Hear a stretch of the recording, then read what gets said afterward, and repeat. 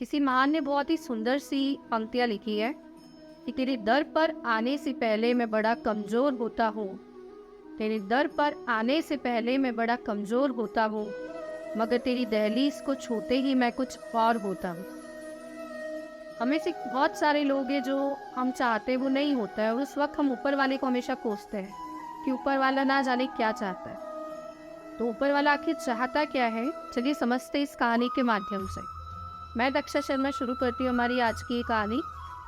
एक बार एक राज्य के राजा अपने मंत्री को लेकर राज्य में घूमने के लिए निकलते हैं, अपनी प्रजा का हाल जानने के लिए। घूमते घूमते वो राजा और मंत्री एक गांव में पहुंचते हैं, और जैसे ही वो वहां पर प्रजा का हाल जानने की कोशिश कर रहे थे, राजा साहब के कुर्ते का बटन टूट जाता है। और वो मंत्री को कहते हैं कि मंत्री, आप जाकर ढूंढिए कि इस गांव में कौन दर्जी है जो हमारी मदद कर सकता है। मंत्री जाते हैं और ढूंढते हैं, तब पूरे गांव में सिर्फ एक ही दर्जी होता है जो वहाँ पर उपलब्ध होता है। तो मंत्री जाकर उस दर्जी को कहते हैं कि तुम्हें एक सीक्रेट की बात बताता हूँ, किसी से कहना मत कि गांव में राजा घूम रहे हैं प्रजा का हाल जानने के लिए, लेकिन वो वेशभूषा बदल कर इस राज्य में प्रजा का हाल जानने के लिए निकले हैं, और घूमते घूमते उनके कुर्ते का बटन टूट गया है, इसलिए हमें तुम्हारी मदद की ज़रूरत है।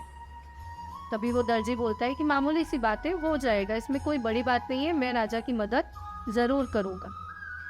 तभी उस दर्जी को राजा के सामने पेश किया जाता है, और क्योंकि राजा के पास वो टूटा हुआ बटन होता है तो मंत्री को ज़्यादा कुछ करना नहीं होता है, सिर्फ एक धागे की मदद से उसे वो बटन उसमें लगाना होता है।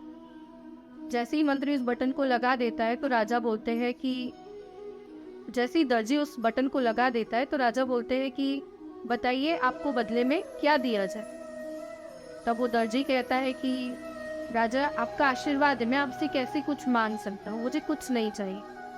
फिर भी राजा उसको फोर्स करता है कि बोलिए आपको क्या चाहिए बदले में, आपने हमारी मदद की है, आपको कुछ तो लेना ही होगा।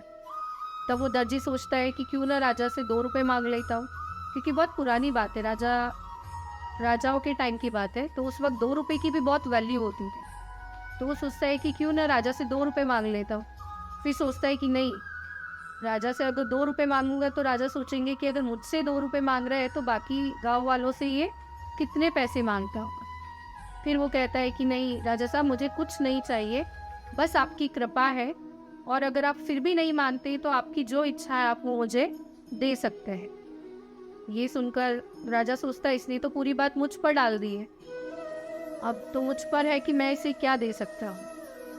अगर बाद में गांव वालों को पता पड़ेगा कि राजा साहब यहाँ आए थे और इस दर्जी ने राजा की मदद की थी और बदले में राजा ने इसे कुछ नहीं दिया, तो ये ठीक नहीं हो। तभी राजा अपने मंत्री से कहते हैं कि इन्हें उपहार स्वरूप 2 गांव दे दिए जाए। तो जैसे ही राजा ये बात बोलते हैं तो वो जो दर्जी होता है वो काफ़ी खुश हो जाता है कि राजा ने उपहार स्वरूप मुझे 2 गांव दिए। उसी तरह जिंदगी में देने वाला तो हमें बहुत कुछ देना चाहता है, लेकिन हम हमेशा हमारी सोच छोटी कर लेते हैं, हमारी सोच को ख़त्म कर देते हैं।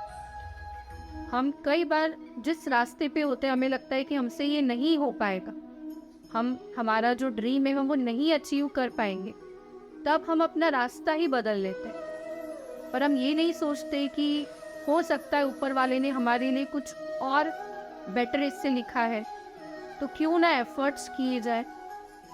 तो कई बार हम जितना एक्सपेक्ट करते हैं उससे कई ज़्यादा हमें मिलना होता है, पर उसके लिए हमें अपने एफर्ट्स बीच में नहीं छोड़ने होते।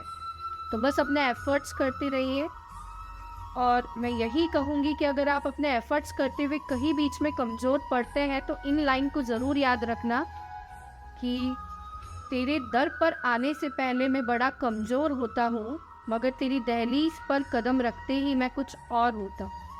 तो कैसी लगी आपको आज की ये कहानी, कमेंट करके ज़रूर बताइएगा। Please like, share and subscribe my channel. जल्दी आप सभी के साथ मिलूंगी अपने एक नई कहानी के साथ।